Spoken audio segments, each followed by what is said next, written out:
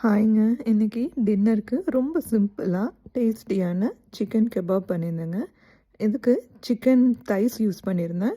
அதில் எப்பவும் சேர்க்குற மசாலா ஐட்டம் மிளகாத்தூள், மஞ்சத்தூள், கரம் மசாலா, இஞ்சி பூண்டு பேஸ்ட்டு, உப்பு, கொஞ்சம் எண்ணெய் சேர்த்து நல்லா மேரினேட் பண்ணி வச்சுக்கோங்க. சிக்கன் தைஸ் ஆட் பண்ணுறதுனால மீட்டும் வந்து நல்லா ஜூஸியாக இருக்கும்.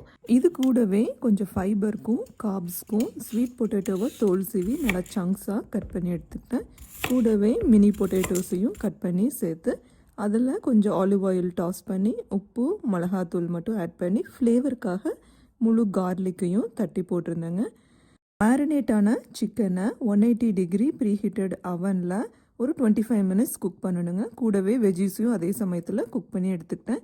சிக்கனை மட்டும் ஹாஃப்வே த்ரூ டர்ன் பண்ணிங்கன்னா அவ்வளோ சாஃப்டான டேஸ்டியான சிக்கன் ஸ்கியூவர்ஸ் ரெடி.